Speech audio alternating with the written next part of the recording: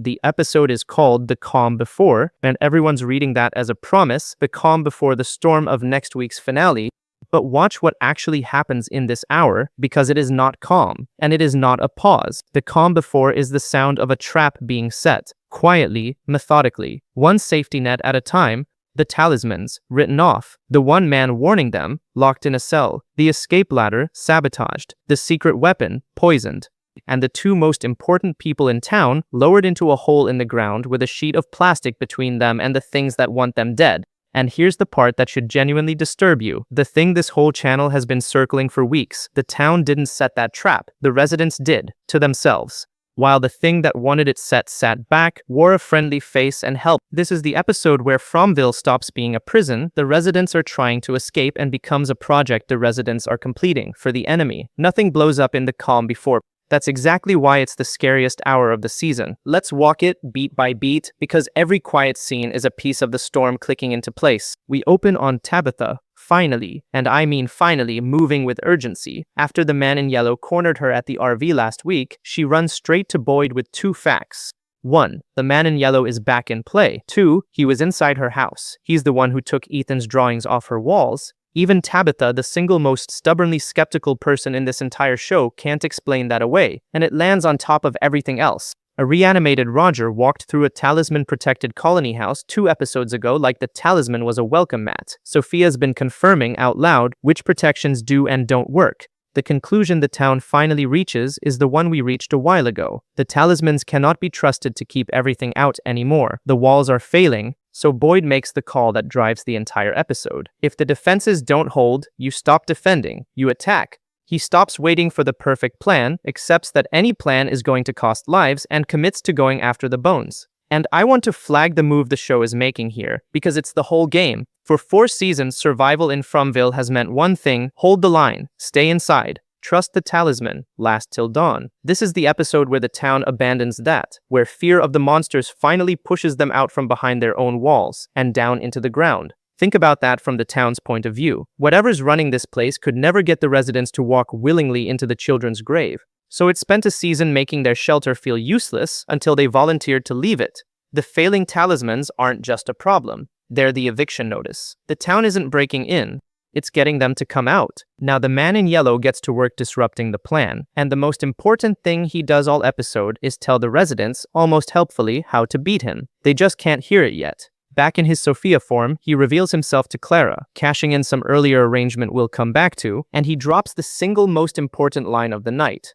The town, he says, was built on ritual, which means it isn't enough to do the right thing. It matters how you do it. The what, get the bones, might be correct. But the method, the ritual, the exact way it's performed, is everything. And then he basically shrugs and lets them keep going. Because here's his read. As long as Boyd and the others look likely to do it wrong, he's perfectly happy to watch them dig. Sit with what that tells you. This is the most deceptive entity in the show, and he is not trying to stop the bone retrieval, he's monitoring it. He's quality checking it. He wants the bones dug up, he just needs it done his way, or wrong, which for him might be the same thing. That is not the behavior of a villain whose defeat is at the bottom of that tunnel.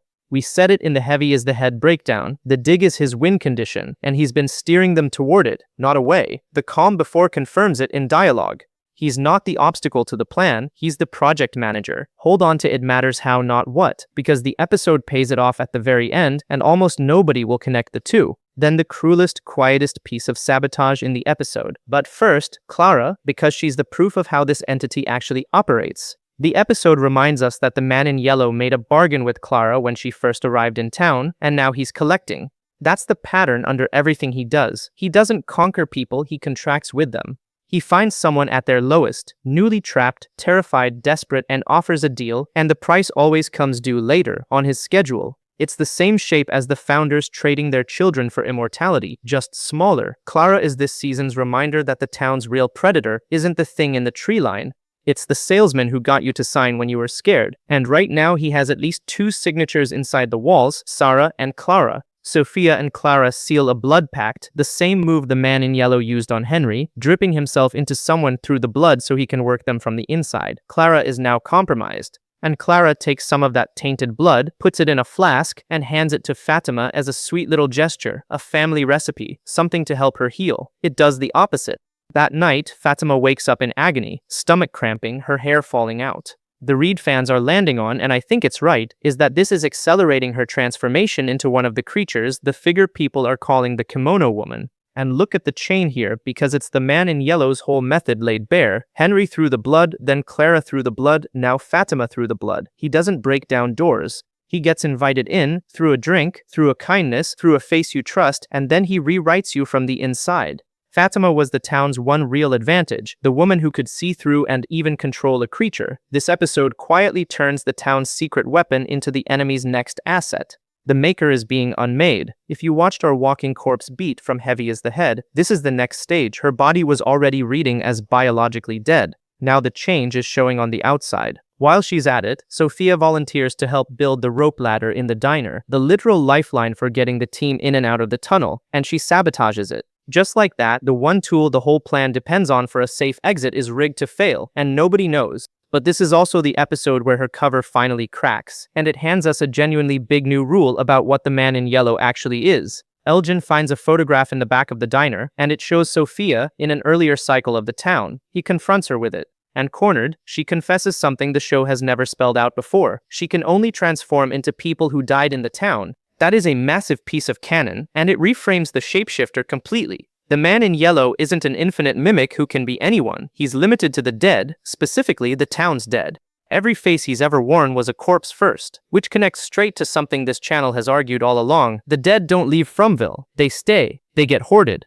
And now we know one more thing the town does with its dead. It lets the man in yellow wear them. The graveyard isn't just storage, it's his wardrobe. And it quietly rewrites a lot of the show. Every face he's ever worn, the old man, the priest's daughter Sophia herself, was a real person who died here first. That's why Sophia can move through town unquestioned. There really was a Sophia, and she died and he's wearing her. It also draws a hard limit on him that the residents can actually use. He is not all-powerful and infinite. He is bound to the town's body count. The more of their dead they can identify, the more of his masks they can predict. Somewhere in this town's records of everyone it has ever killed is a complete list of every face the enemy is allowed to put on.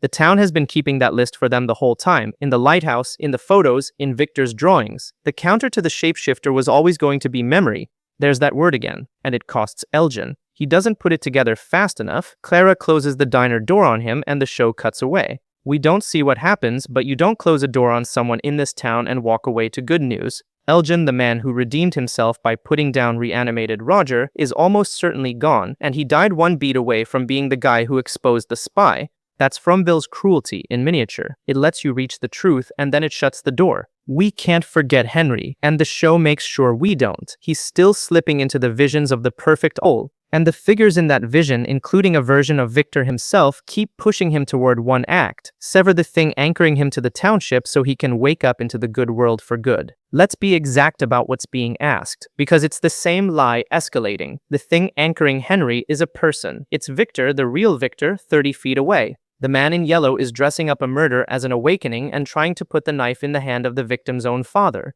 And I want to keep the framing dead straight, the way the show does. This is a predatory lie, full stop. The wake up it isn't real, you'll be free pitch is the exact delusion that drove Abby to kill in season 1, before Boyd had to stop her. We flagged this as a prediction. Henry is being walked down Abby's road, and episode 9 keeps the gun loaded and on the table for the finale to fire. It's the cruelest version of the town's whole method. Get someone you trust to do the killing for you and call it love. Here's the beat that should make your stomach drop, because it's the episode telling you the plan is wrong, and then watching the town do it anyway. Victor has another encounter with the boy in white. And the message is blunt. They cannot pull down the bottle tree. Which is a problem, because uprooting the bottle tree is the load-bearing step of Boyd and Jade's entire plan. It's how they intend to open the chamber and get the team out.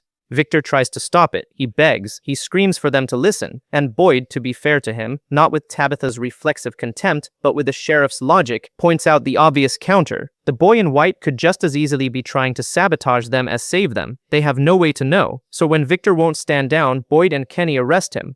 They cuff him, and he drops to his knees wailing, and they lock him up to keep him out of the way. Read that against everything this channel has argued about the bottle tree.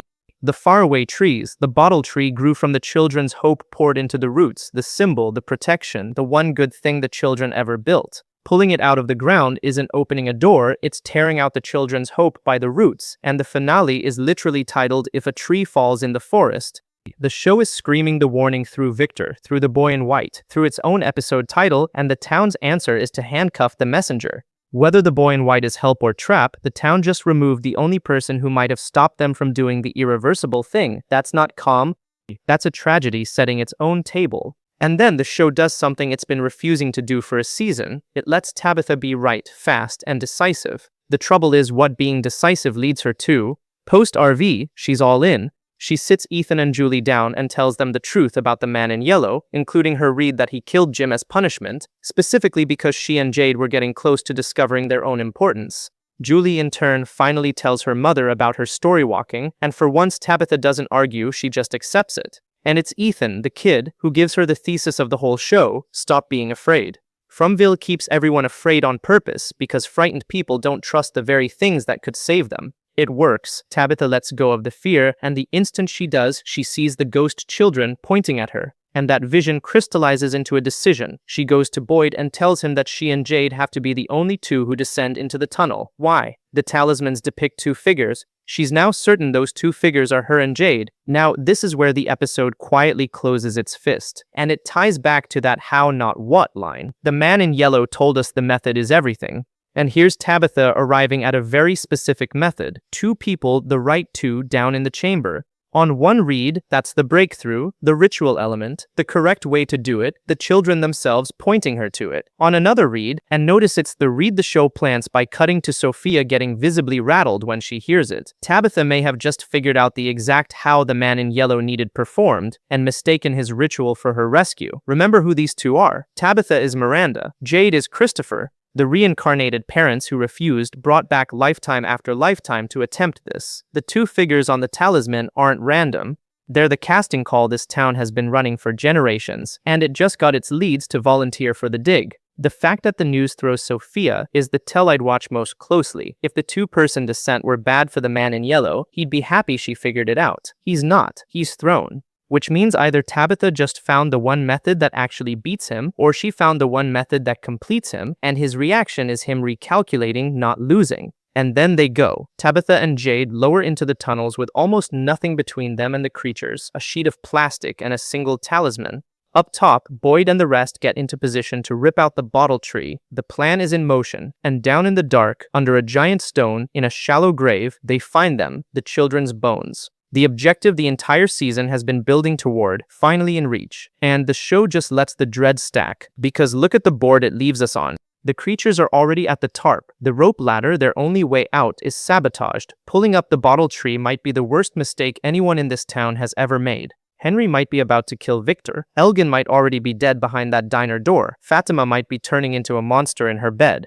Every single thread is a lit fuse, and the episode ends before any of them burns down. That's the calm, not peace, suspension. The half second at the top of the falls.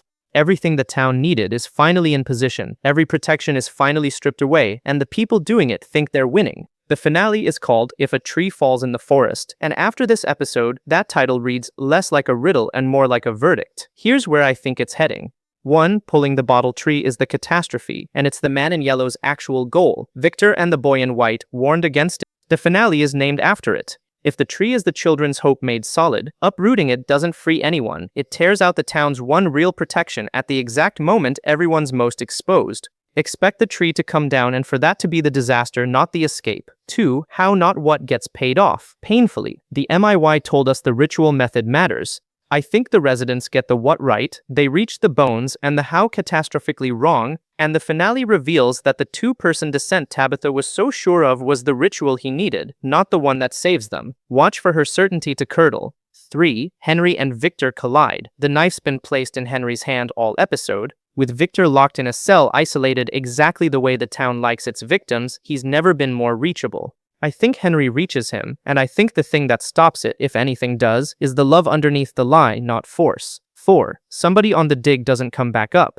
Boyd already accepted this plan would cost lives. The sabotaged ladder, the creatures at the tarp, and a season finale's appetite for a death all point the same way. If I had to bet, the show spends Jade or someone in the descent team and uses it to prove the how was wrong. 5. Fatima turns, and the town's weapon becomes the finale's monster. Her transformation got accelerated on purpose this episode. The cruelest, most from way to cap the season is the woman who could control a creature becoming one at the worst possible moment in front of the people who love her. 6. The leak is the finale's real weapon. The man in yellow now has at least 2 contracted insiders, Sarah and Clara, plus a sabotaged ladder and a poisoned Fatima already in position. He doesn't need to break the dig from outside, he's already inside it. Expect the finale to turn on information, the plan failing not because the creatures are strong, but because the enemy heard every step of it before it began. And expect the town to spot the leak one beat too late, exactly the way Elgin did. The calm before is going to get called filler by people watching for explosions. They're going to miss what actually happened. This was the episode where Fromville won the argument it's been making for 4 seasons. It convinced a town that its walls were useless, so they left them. It convinced its smartest people that digging up a child's grave was salvation, so they dug. It locked away the one man telling them to stop, put a knife in a grieving father's hand, poisoned its own best hope, and rigged the ladder, and it did almost all of it wearing the face of a sweet girl who just wanted to help. Nothing exploded. The trap doesn't explode, it closes. So when you go back and rewatch this one, don't watch it as a slow episode. Watch it as a setup, and watch who's smiling while everyone else is scared. Because the calm isn't peace, it's the quiet a place makes right before it gets exactly what it always wanted. Next week, the tree falls. Tell me in the comments, do you think Tabitha found the way out or the way in? And who do you think doesn't survive the finale? Give me your pick and your reason. Best answers go in the finale breakdown. If you're new here, this is what we do. Careful, grounded breakdowns. Every week, no filler even when the episode's quiet. Subscribe so the finale breakdown lands in your feed the second it's up.